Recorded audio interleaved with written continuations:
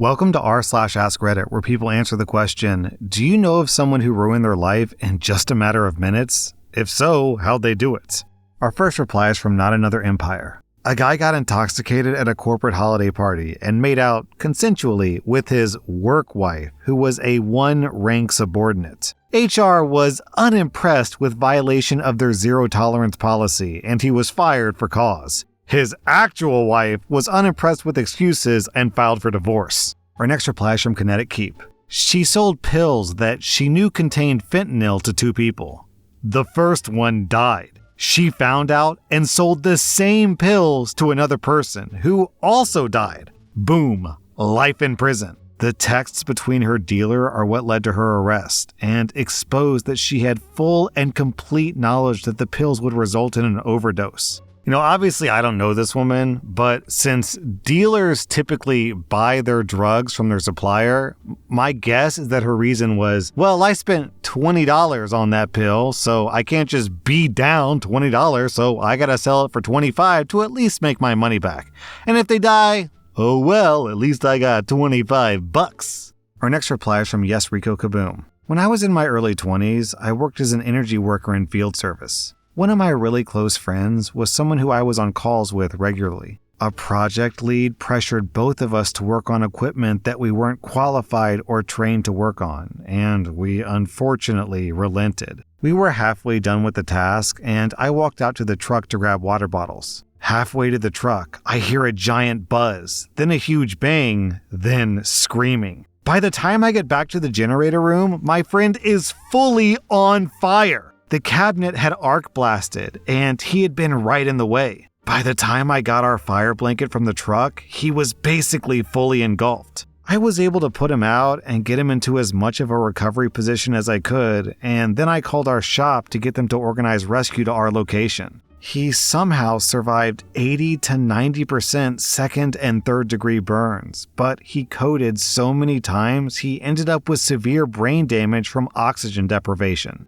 He lost his eyes, his sense of smell and taste, and much of his sense of touch. I think he lost his hearing too from the noise of it. He's in a vegetative state in a full-time care facility now. I had frequent nightmares for years about it. The thing that stuck with me the most was since the arc blast had hit him basically right in the face, it basically boiled his skin off. I ran in and saw him ripping large pieces of his face off while he tried to bat the flames off. The smell and the sight of that never goes away. Beneath that, someone says, I hope that supervisor got fired, literally breaking OSHA regulations, and OP replied, it turned into a huge multi-million-dollar lawsuit. The company settled out of court. It's so weird to me that if you burn a guy's face off, you go to jail. But if you're someone's boss and you make them burn their face off by being an incompetent boss, you just get fired and you're totally fine. Also beneath that is this story from Busty La Devil. My father died in a workplace accident in the mid-90s. He was instructed to go to a propane changeover alone, even though it was a two-man job. There was a leak in the line, and the propane in the air ignited and exploded. The boss who told him to do the job, literally nothing happened to him professionally, legally, or personally. F you, Troy, you killed my dad. Beneath that, of course, there's a bunch of people saying F you, Troy, so yeah, F you, Troy. Our next reply is from Sacrilegious Q. An ex-girlfriend of mine, lovely person, was out at a restaurant/bar with a friend one night. They had a meal and played pool. When they left, for some reason, she drove his car. I don't know why, but I know that when she and I were together, she asked to drive my car just for the experience of driving a different car. Maybe that was it. And I imagine driving in someone else's car, you take a few extra seconds to adjust the seat and the mirrors and get your bearings. Unbeknownst to her, a teenager was driving a Mustang nearby. He was pissed because someone passed him a mile earlier and his ego was hurt. He decided to catch up to the guy and floored the Mustang, getting up to speeds in excess of 100 miles per hour. As my ex pulled out of the parking lot to cross the median, she had no way of seeing the Mustang barreling towards her over a hill. He crashed into her, killing her and her passenger. 2 seconds earlier or later, and they wouldn't have made contact. I went to his trial. I remember her poor mother sitting there stone-faced while testimony was given. Several lives were ruined in that moment. My ex was only 26. She never got married, never had kids, never found her way in life. Predictably, someone asks, any word on the killer? Did he get convicted? OP replies, yeah, he did. I don't remember how much time he was sentenced to, but he did go to prison for it. Actually, I looked it up. He was 17 years old at the time. He was tried as an adult for killing both people, but he still only got 4 years in prison. Jeez, it makes you feel like if you ever want to murder someone and get away with it, just run them over with your car. Whoops, I didn't mean to. Our next reply is from Extreme Today. When I was a teenager, my dad and this other dude had beef with each other. My dad was dating this guy's ex-wife, and the other guy didn't like that. They bumped into each other at a bar and exchanged some words. My dad left the bar, and the dude was waiting for him outside. A car rolled up, and someone handed the dude a handgun. He pointed it at my dad's head from 2 feet away and pulled the trigger. Luckily for my father, the gun jammed. My pops wasn't taking any chances, so he took off running. The dude fixed the gun and emptied the clip, missing all but one shot that hit my dad in the back. My dad was already downtown, and the hospital was only a couple of blocks away, or so he thought. Unluckily for my padre, the hospital was under renovation and preparing for relocation. When he saw that it was under construction, he slumped over and called 911 for an ambulance. The surgeons removed his kidney because it was too damaged for repair, and he survived. The dude got an attempted murder charge and almost 15 years in prison. To my knowledge, they never found the accomplice who handed him the gun. This is kind of a weird thought to have, but it makes me wonder how much time or effort has to pass for it to be 2 counts of attempted murder, right? Because he tried to shoot, but the gun jammed. Then he had to stop the murder and fix the gun and then try again. So I guess the courts consider that 1 count of murder. What if he had tried to fire the gun and then went home and got a different gun and then came back? Would that be 2 counts of murder? Or are we still on the same murder? Our next reply is from Annual Internet. Former roommate and friend. He was building a decent career, coaching a local youth sporting team, going to grad school, and just bought a house. Turns out he had CP. Lots of it that he got on the deep web. Custom photoshopped with faces of kids from his youth team. He accidentally uploaded it to Adobe Cloud, and they sent the feds after him. The trial is ongoing, but he's likely going away for a long time. I might have some interesting insight on this. I have Adobe, obviously, to edit these YouTube videos, and Adobe has a setting where if you make pictures with like Photoshop or whatever, this box is automatically checked that allows Adobe to scan your images for training and AI purposes. So my guess is this dude probably had that box checked automatically, and the AI scanner was like, whoop, hold up, time to report this. Yo, the story beneath this from FireDuck. This is up there with a story of some folks with similar content because CP started playing on their Amazon Fire TV as a screensaver, and the dog sitter saw it. Sometimes I'm glad the technology is so weird these days.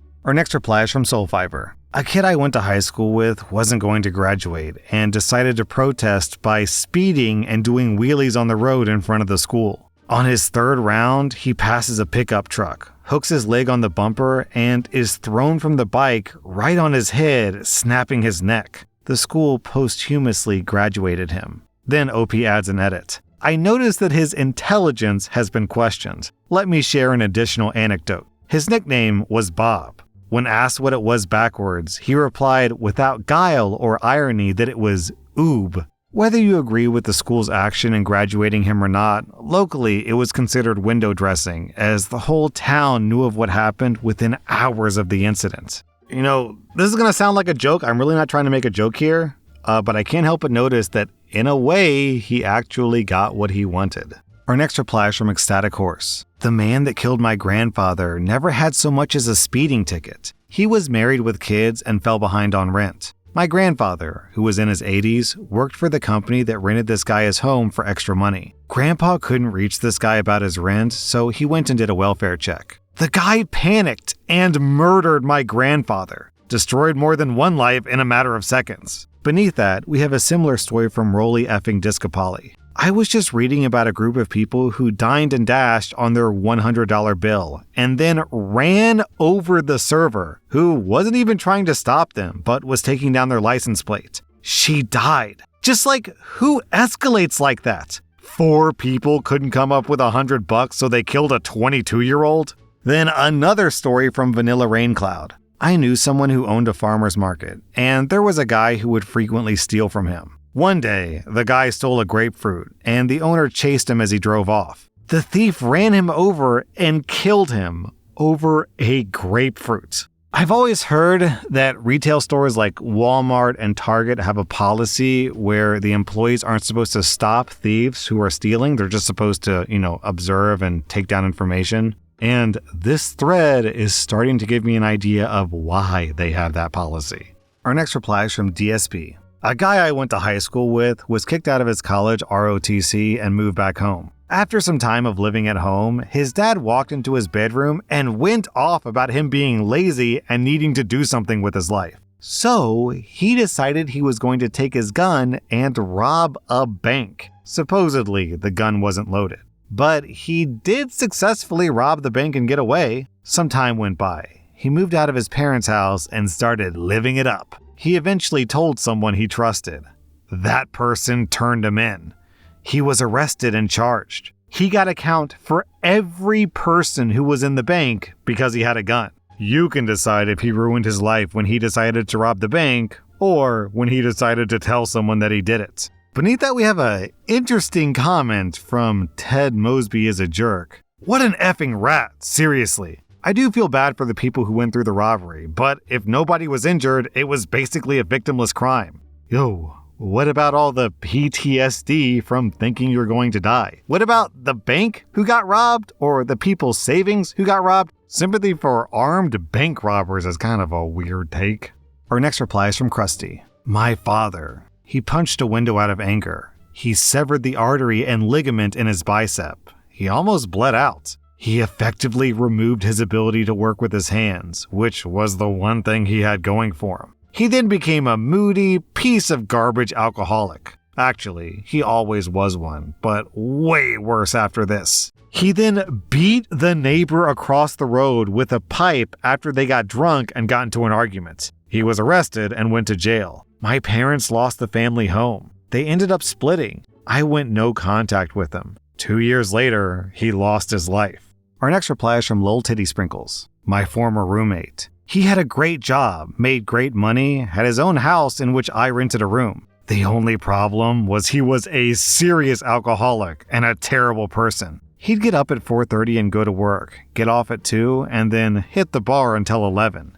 Every single night. Unless he had a girl coming over, then he'd come home at 10, do a quick cleanup of his filthy room, and have obnoxious and very inconsiderate loud intercourse. While drunk driving, he hit a guy who was riding his bike home one night. He fled the scene, came home, and went to the neighbor's house and said he hit a pole. The neighbor called the cops, and on the way to the house, they found the guy he hit with his front bumper next to the body. Gee, I wonder if the front bumper also had his license plate on it. He went to jail for vehicular homicide. He did 6 months. 6 months! And got out. Now he lives with his parents, and he can't get a job because his story is a little infamous in our town. His sister took over his mortgage and lives in his house now. All he does all day is cry on Facebook about how life isn't fair and badmouth the guy he killed. Wow, my earlier comment turns out to be completely correct. If you want to murder someone, just run them over. Seems like the worst you'll get is a couple of years max. Maybe just 6 months like this douchebag. Apparently getting drunk and fleeing the scene also helps your case and makes the time shorter for some reason. Our next reply is from Egg Malone. This is a third-hand story from a former coworker. One of the other Marines at the base where he was stationed in the 90s stole plastic explosives from the test range and tried to sell them at a bar that was literally in line of sight from the base. The first person to show any interest was an NCIS officer. The guy might still be at Leavenworth. For those who don't know, Leavenworth is a prison. A federal prison, to be specific. But beneath that, Restless Meatball says, shortest NCIS episode ever. And Soft Match says, dun dun, scene opens, Marine walks into a bar. Hey, wanna buy these explosives? NCIS officer, you're under arrest. Dun dun dun, credits roll. Our next reply is from Donnie. Lit a cigarette in an oil change pit when he was a teen. Flammable waste was illegally being stored down there, along with a lot of oil. RIP. When I was, I guess it would have been 19, because my brother would have been 16, I was teaching him how to drive.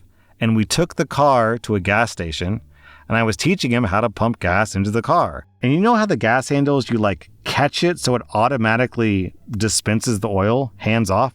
Well, it stopped dispensing the gas automatically, and my brother thought he still had to do something to the handle, so he picked the handle up to inspect it, and in doing so, he sprayed me with gasoline standing a foot away from him. So if I had been smoking, which is a dumb thing to do while you're getting gas, by the way, I also don't smoke, I would have been burned alive. Luckily, that didn't happen, and I was in a rush to get home and take a shower before an odd cinder destroyed my life. Our next reply is from General XTL. At a security company, this guy was doing well at his job, got lots of promotions, on his way to lieutenant, but was too into his job, and he got a police scanner that he would listen to. One day, just as he was getting off work, a high-speed chase went by. He hopped in his personal vehicle with his firearm, got to the front of the chase, blocked the suspect in, and pulled his gun. Suddenly, the cops were much more interested in the crazy guy with the gun. He got hit with several felony charges. That was r/Askreddit, and if you like this content, check out my podcast where I publish the exact same episodes. Also, hit that subscribe button because I put out new Reddit videos every single day.